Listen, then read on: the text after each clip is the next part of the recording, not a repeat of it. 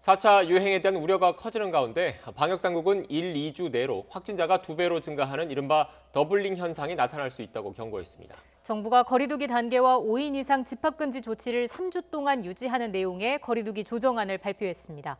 전문가와 함께 자세히 이야기 나눠보겠습니다. 김정기 고려대 약학대학 교수 나오셨습니다. 어서 오십시오. 안녕하세요. 네, 안녕하세요. 교수님, 현재 상황은 지금 어떻게 보고 계십니까? 일단 방역 당국에서도 4차 대유행의 초기 단계라고 진단한 것처럼 실제 굉장히 위험한 단계다라고 보고 있고, 저는 기본적으로 그러니까 지금 초기 단계보다는 일단 진입을 했다라고 보고 있거든요. 네. 그래서 일단 지금 일일 신규 확진자 규모로 봐서도 2차 대유행 때보다 훨씬 더 많습니다. 그러니까 지금 3차 대유행의 정점을 지나서 감소를 했다가 거기서 3차 유행은 끝났고 지금 새롭게 증가하는 이 확산세는 4차 유행을 이미 본격적으로 진행이 되고 있다, 이렇게 판단을 하고 있습니다. 지금 양상을 보면 수도권과 비수도권 할 것 없이 다 확산을 하고 있는 상황인 거잖아요. 이게 4차 유행이 정점에 다다르게 되는 그 시기가 된다면 전국화 될 수도 있다고 봐야겠습니까? 그러니까 지금 4차 대유행의 원인을 조금 진단해 봐야 될 필요가 있는데, 일단 그동안 3차 유행이 장기화되면서 경제적인 문제 때문에 방역 조치가 일부 완화된 부분이 있었거든요. 거리두기도 마찬가지고. 그러니까 이런 부분들이 실제로 이제 확산을 위한 어떤 에너지가 계속 축적되어 있다가 지금 나타나는 경향도 분명히 있습니다. 근데 이거 더하게 해서 또 다른 팩터가 분명히 작용을 한다. 그래서 제가 보기에는 아직 과학적으로 입증된 부분은 없습니다만, 우리나라에서 변이 바이러스의 어떤 지역사회 전파가 본격화되고 있는 거 아닌가. 그래서 이 갑자기 증가하는 추세를 보면 단순하게 방역 조치 완화 때문에만 발생하고 있는 것 같지는 않거든요. 그래서 일단 우리가 저희 보건당국에서는 이 변이 바이러스의 확산 상황을 좀 면밀하게 좀 지켜봐야 하지 않을까, 이런 생각을 가지고 있고, 말씀하신 것처럼 만약에 변이 바이러스에 의한 요인이 같이 작용을 한다라고 하면 이 수도권뿐만 아니라 전국적으로 급격하게 확산이 진행될 가능성 충분히 있다, 이렇게는 보고 있습니다.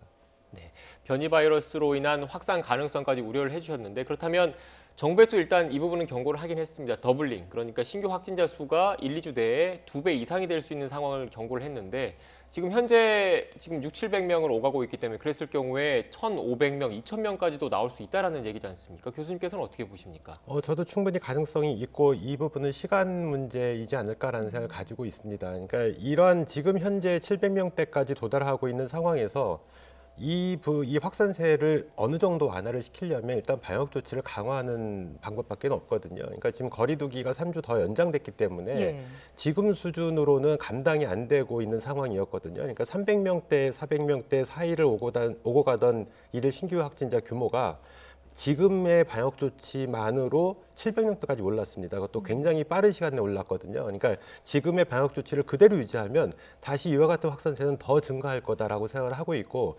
말씀하신 더블링이 발생을 하는 그 기간은 굉장히 짧을 거다, 이렇게 생각을 하고 있습니다. 그래서 지금 단계에서 확실하게 통제를 하지 않으면 말씀하신 것처럼 1,500명, 나아가서는 2,000명을 넘는 수준까지 발생을 할 가능성이 있고, 현재 우리나라 중환자 시설이 아직은 여유가 있습니다. 근데 만약에 일일 신규 확진자 규모가 1,200명에서 1,500명 수준까지 되면 그 당시부터는 조금씩 부족하기 시작할 거고, 그 이후에는 급격하게 부족할 거다. 그래서 상당히 우려스러운 부분이 있다, 이렇게 생각을 하고 있습니다. 네. 교수님께서 지금 현재 상황과 관련해서 상당히 우려스러운 측면이 있다고 말씀하셨는데, 지금 방역 당국에서 브리핑이 지금 시작된 것 같습니다. 그 내용을 먼저 듣고 전문가 대담 이어가겠습니다. 해외 유입 사례는 27명으로 총 누적 확진자 수는 10만 8,269명입니다. 총 검사 건수는 8만 6,053건이며 이 중 수도권 임시선별검사소에서 3만 9,361건의 검사가 이루어져 118명의 확진자를 발견하였습니다. 위중증 환자는 어제보다 1명이 증가한 113명이고 어제 6분이 돌아가셨습니다. 삼가 고인의 명복을 빌고 유가족에게는 심심한 위로의 말씀을 드립니다. 어제 발생한 코로나19 개별 사례에 관련해서는 금일 보도 참고 자료로 가름하고 예방접종 현황 및 이상 반응에 대해서 설명드리겠습니다.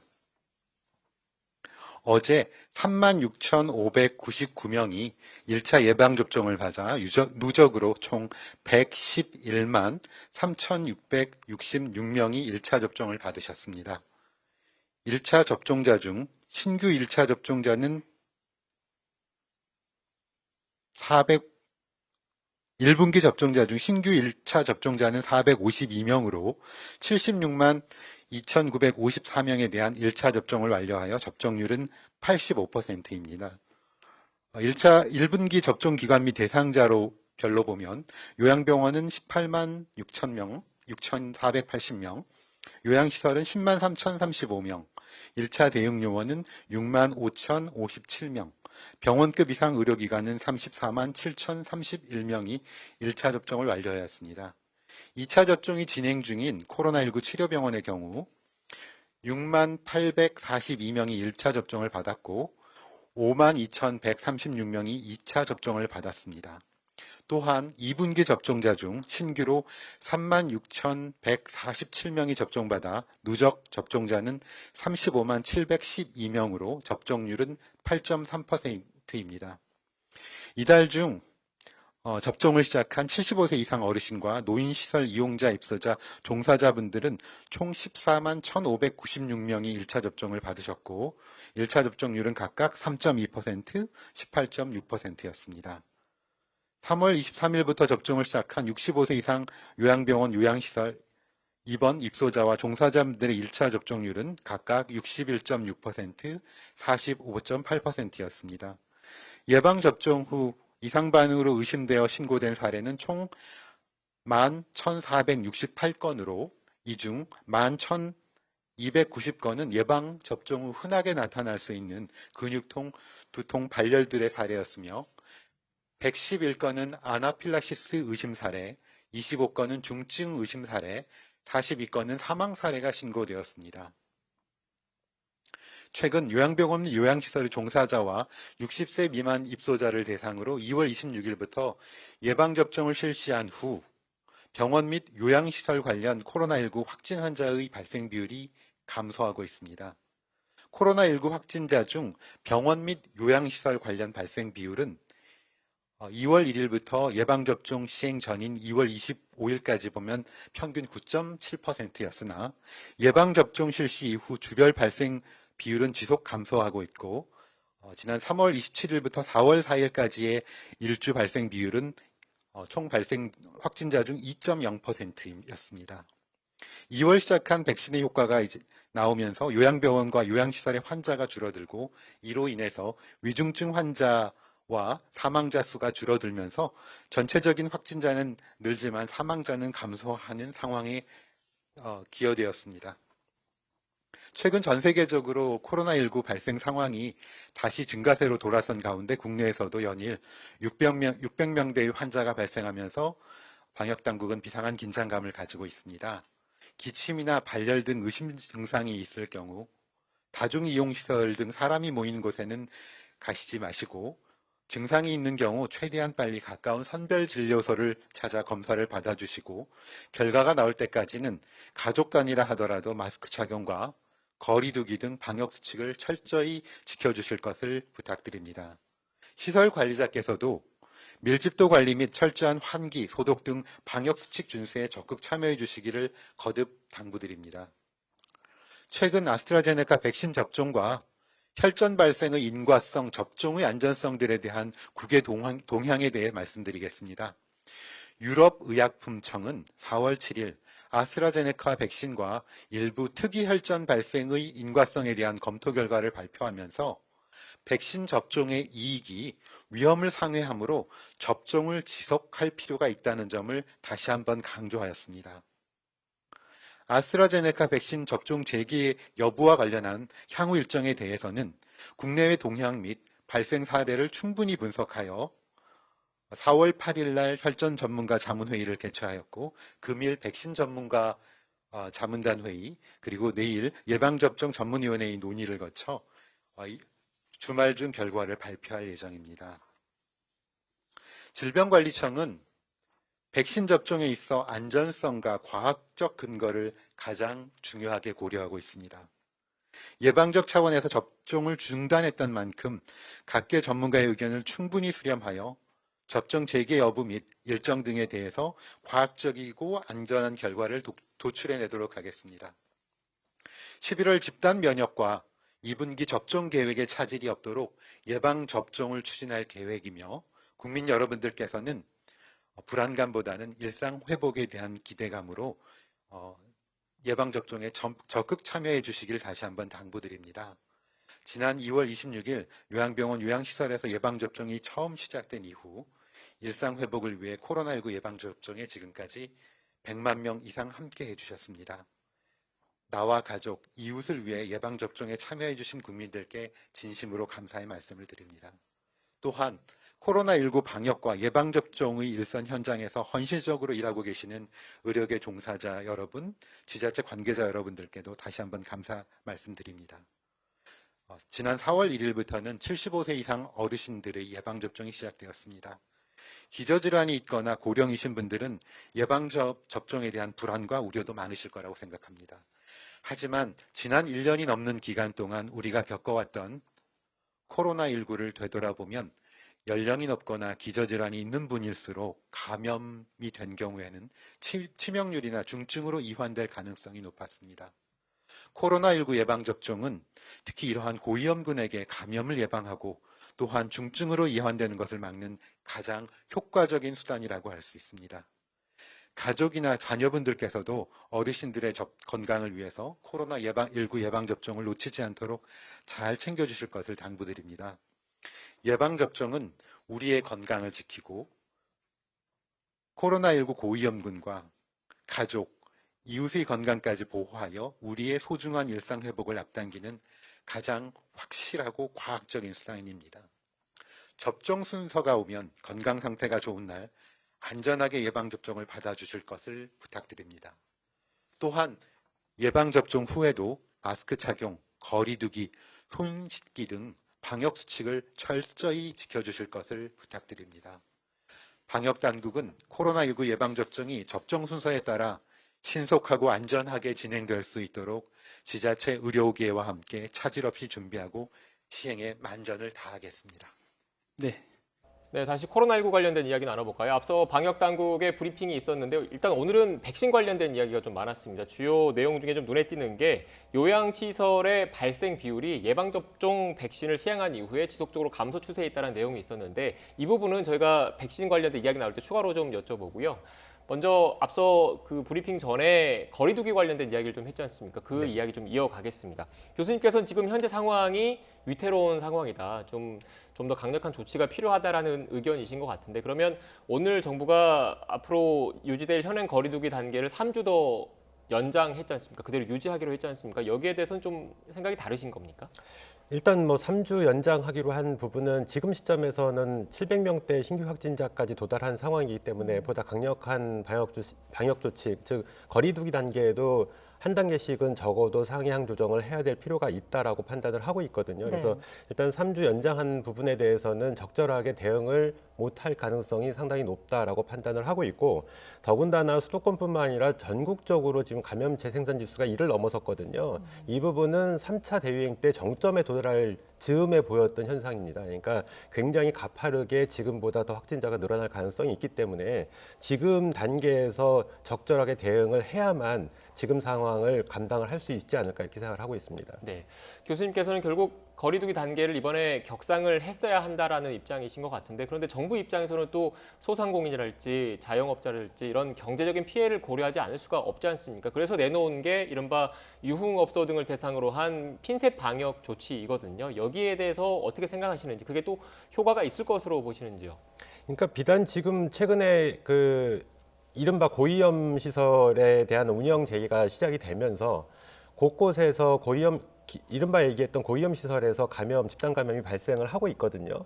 물론 그 부분에 대해서는 어느 정도 효과가 있을 수는 있습니다만 지금 전국적으로 발생하는 양상이 비단 고위험 시설에서만 발생하는 게 아니고 다양한 분야에서 발생을 하고 있다 보니까 그 특정 시설에 대한 핀셋 방역만으로는 지금 상황을 감당하지 못할 것이다. 이런 생각은 가지고 있습니다. 지금이 굉장히 중요한 시기다라는 말씀이신 것 같은데 더 강력한 조치라고 한다면 어떤 게 있을 수 있을까요?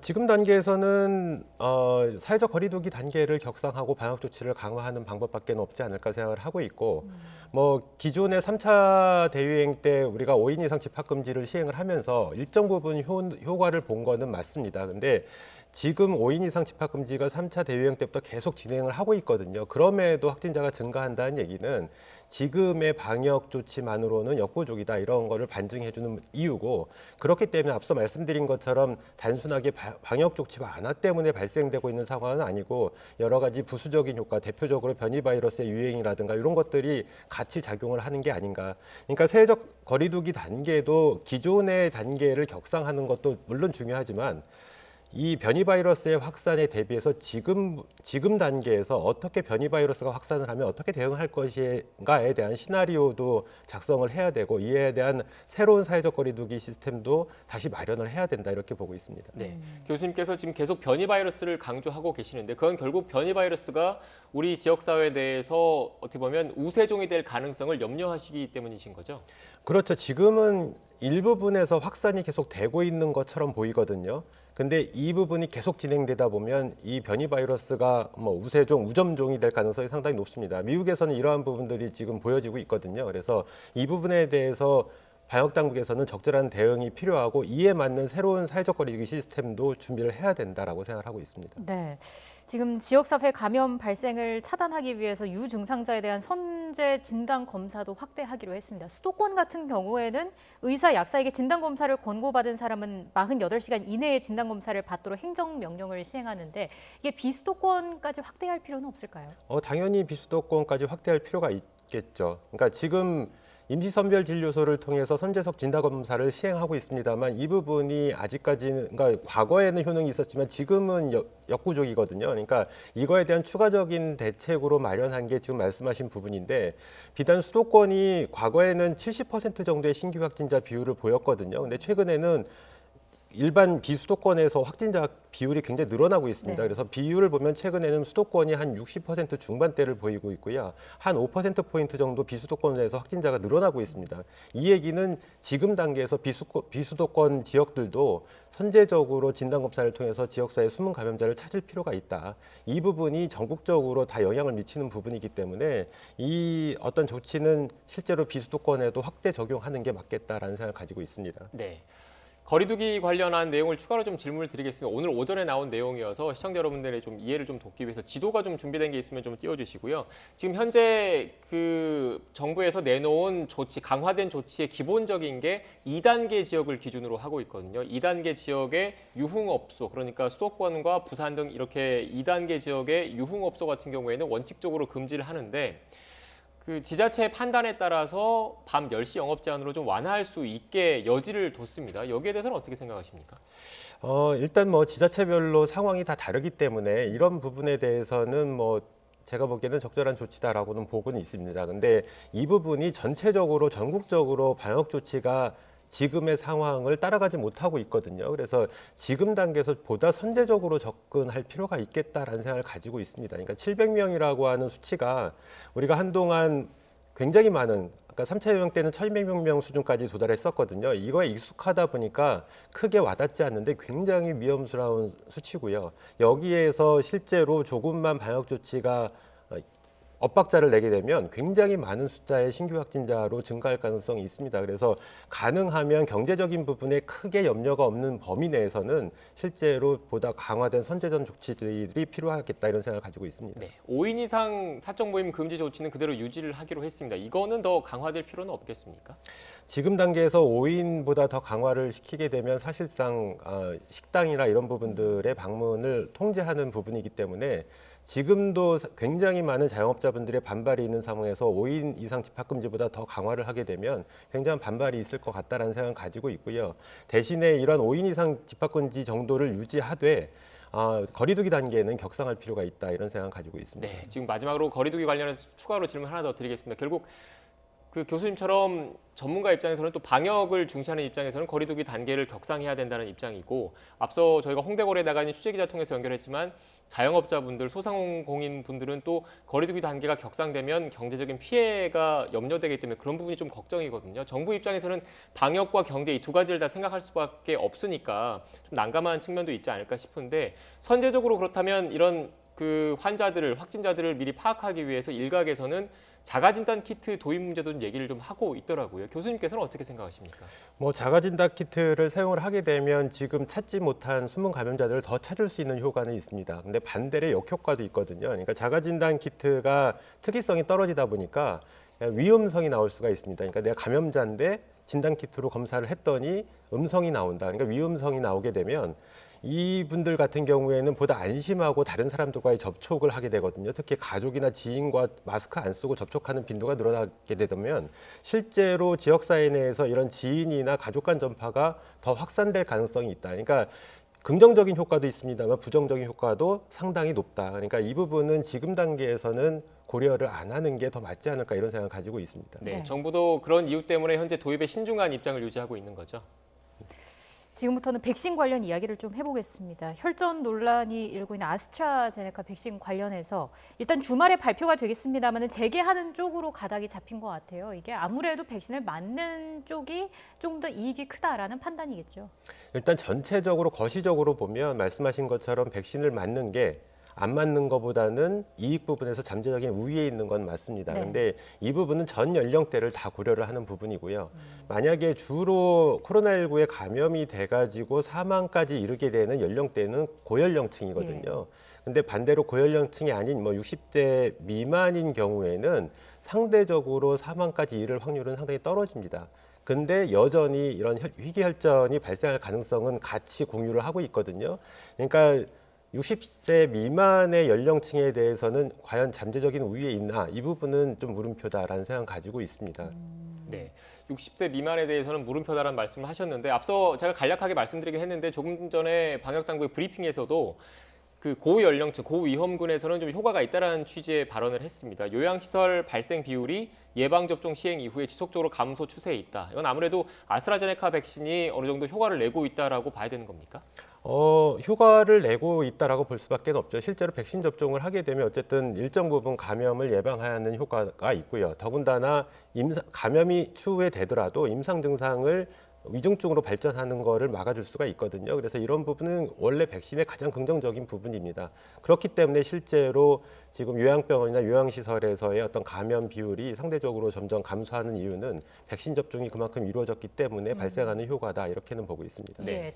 다만 지금 유럽 일부 국가에서는 연령을 좀 제한하는 경우도 있지 않습니까? 지금 보시는 것처럼 중단하는 상황도 있고요. 이 같은 조치는 어떻게 봐야겠습니까? 이게 각 국가들마다 상황이 다르기 네. 때문에 그렇다라고 판단을 하고 있습니다. 그러니까 대표적으로 독일이나 네덜란드 같은 경우에는 지금 희귀혈전증이 발생하는 비율이 인구 100만 명당 10명이 넘어가고 있거든요. 그러니까 이러한 국가들 같은 경우에는 가급적 제한을 하는 양이고 일부 국가들에서는 보통 발생하는 자연 발생률 정도의 수준만 보이다 보니까 아직까지는 그렇게 지나친 어떤 규제를 하지는 않는다. 그래서 이 부분이 각 국가들마다 각 국가의 상황들이 다르기 때문에 EU 내에서도 서로 지금 합의가 안 되고 있는 상황이다. 이렇게는 보고 있습니다. 네. 일단 각 국가별로 아스트라제네카 백신 접종 여부에 대한 판단이 다른데 우리나라에 좀 집중을 해서 보면 물론 전문가들 검토와 논의를 거쳐서 이번 주말 또는 이번 휴일에 접종 재개 여부를 발표할 것으로 보이긴 하는데 우리 같은 경우에는 아스트라제네카 백신 접종을 보류할 경우, 재개하지 않을 경우에 다른 대안이 선뜻 떠오르지 않아서 좀 어려운 측면이 있지 않을까라는 우려가 나오고 있거든요. 교수님께서는 어떻게 보십니까? 우리나라는 지금 주로 접종이 이루어지는 백신이 아스트라제네카 백신이고 그렇기 때문에 만약에 접종 보류나 중단을 하게 되면 다른 대안이 사실상 없습니다. 그러니까 일부의 화이자 백신이 들어오고는 있습니다만 나머지 뭐 얀센이라든가 노바백스는 아직까지 허가가 안 났고요. 예. 모더나도 아직 안 들어온 상태고 이렇다 보니까 다른 대안은 없습니다. 그렇기 때문에 우리 보건당국이 굉장히 고심을 하고 있는 부분이다. 이렇게는 보고 있습니다. 그렇게 되면 자연스레 11월 집단 면역 형성에도 좀 차질이 있게 되지 않을까요? 아무래도 차질을 갖겠죠. 근데 가장 중요한 거는 지금 아스트라제네카 백신이 우리가 계약을 맺은 물량이 1,000만 명분이거든요. 그러니까 상대적으로 물론 코백스 물량을 통해서도 일정 부분의 아스트라제네카 백신이 들어오고는 있는데 실제 7,900만 명 계약분에 대해서 일부분입니다. 그러니까 나머지 백신들이 제때 공급이 된다라고 하면 충분히 가능성은 있는데 그것도 현재 미지수다. 그러니까 정부에서는 다른 아스트라제네카 백신 이외의 다른 백신들이 제때 공급이 되도록 최선의 노력을 다해야 된다 이렇게 네. 생각을 하고 있고요. 앞서 말씀드린 것처럼 지금 60세 이하의 연령층에 대해서는 실제로 백신이라고 하는 거는 안전성이 더 확보가 돼야 되는 부분이거든요. 근데 실제로 코로나19에 감염이 됐을 때 사망률이 굉장히 낮다 보니까 굉장히 접종을 꺼려할 수밖에 없는 상황입니다. 그래서 만약에 공급이 제때 들어오지 못한다라고 하면 정부가 목표를 바꿔야 될 필요도 있겠다. 그러니까 아스트라제네카 백신의 안전성이 논란이 되는데 굳이 국민들께 그거를 접종을 시키려고 했다가는 오히려 역효과가 날 가능성도 있고 전체적인 코로나19 백신에 대한 어떤 수용성이 떨어질 가능성도 있거든요. 그렇기 때문에 목표를 굳이 11월 집단 면역이 형성이 안 되더라도 가장 긍정적인 부분이 65세 이상의 고연령층이 코로나19에 감염돼서 사망하는 거를 막아주는 부분도 굉장히 긍정적인 부분이거든요. 그래서 경우에 따라서는 목표를 수정해야 될 필요도 있겠다라는 생각을 가지고 있습니다. 지금 목표를 수정해야 될 필요가 있다고 말씀하셨는데 그래서 제가 좀 구체적으로 좀 질문을 드리겠습니다. 일단 현재 정부에서 갖고 있는 계획은 그 사회 필수 인력, 경찰이나 소방관 분들, 그리고 선생님 분들, 그리고 뭐 고3 수험생, 고3 선생님 분들도 마치겠다라는 계획을 갖고 있었지 않습니까? 그런데 지금 그 교수님께서 말씀하신 내용을 좀 들으면 일단 60세 미만 저연령층은 상대적으로 그 치명률은 낮은 편이니까 백신 수급이 원활할 때까지 좀 미루고 그 전에 그 어르신분들 고위험층들을 대상으로 아스트라제네카 백신을 좀 더 많이 맞춰서 그런 치명률을 좀 낮추는 방향으로 백신 접종 계획 일정 자체를 좀 바꾸는 게 어떻겠냐 이런 말씀이신 건가요? 그렇죠. 고연령층 같은 경우에는 감염됐을 때 치사율이 높기 때문에 상대적으로 실제로 코로나19 아스트라제네카 백신의 어떤 접종이 실제로 잠재적인 우위에 있는 건 맞습니다. 근데 기타 다른 연령대 저연령층에서는 잠재적인 우위가 있느냐라는 부분이 아까 물음표라고 말씀을 드렸는데 그렇기 때문에 일단 고연령층에 집중을 해서 접종이 진행이 되는 게 더 맞지 않을까. 그러니까 만약에 제때 수급이 도입이 된다라고 하면 지금 당초의 계획대로 진행하는 게 합리적이지만 실제로 지금 상황이 그렇지 않기 때문에 목표를 방향을 좀 수정하는 방향도 필요하지 않을까 이런 생각을 가지고 있습니다. 예, 상황이 이렇다 보니까 교차 접종 얘기도 나오고 있습니다. 교차 접종이라는 게 이게 개발 방식이 다른 백신을 차례로 맞는 거를 말하는 거잖아요. 개발 방식이 근본적으로 다른데 문제는 없겠습니까? 일단은 제가 생각하기에 과학적인 증거는 없습니다만 괜찮을 거라고는 보는데 네. 그런 과학적인 어떤 증거가 없는 상황에서 괜찮을 거다라는 어떤 기대감으로 접종을 해서는 안 되거든요. 그렇기 때문에 이 부분은 신중하게 접근을 할 필요가 있겠다. 왜냐하면 기준 자체가 다 달라지면 지금 현재는 어린 청소년들이나 어린이들한테는 접종이 안 이루어지는데 실제로 이 연령대에도 접종을 해도 무방할 걸로도 보고 있거든요. 근데 이거에 대한 임상 시험을 안 했기 때문에 근거가 없어서 접종 못 하고 있는 겁니다. 네. 마찬가지로 교차 접종도 이거에 대한 임상 시험 결과가 없기 때문에 기대만 가지고 접종을 해서는 안 된다. 굉장히 신중하게 접근할 필요가 있다. 이런 생각을 가지고 있습니다. 네, 신중하게 접근할 필요가 있다고 말씀을 하셨고 또 교차 접종 역시 다른 백신이 기본적으로 있어야지 맞을 수 있는 거기 때문에 이런 수급 불안 우려를 근본적으로 해소할 필요가 있지 않겠습니까? 그래서 일각에서는 러시아산 백신을 좀 도입해야 되는 것 아니냐 이런 지적도 하고 있던데 교수님께서는 어떻게 보십니까? 이제 러시아 백신 지금 단계에서는 반드시 필요할까라는 생각을 가지고 있습니다. 다만 우리가 아직 시간이 있을 때 유효성이나 안전성을 미리 철저하게 검증할 필요는 있겠다. 왜냐하면 과거에 이런 유효성이나 안전성 임상시험 단계에서 논란이 있었기 때문에 이 부분을 미리 철저히 검증해 둘 필요는 있겠다. 그리고 향후에 필요하게 되면 도입을 하는 것도 검토는 해볼 수 있는데 다만 우려스러운 부분이 이 러시아 백신이나 중국 백신이 국내로 도입이 되게 되면 우리나라 국민들께서 선택권이 없게 되거든요. 그렇다 보니까 전체적인 코로나19 백신의 수용성을 같이 떨어뜨릴 가능성도 상당히 높다. 그래서 보다 신중하게 접근할 필요는 있겠다는 생각을 가지고 있고 이 러시아 백신도 지금 아스트라제네카 백신하고 같은 플랫폼을 가지고 있습니다.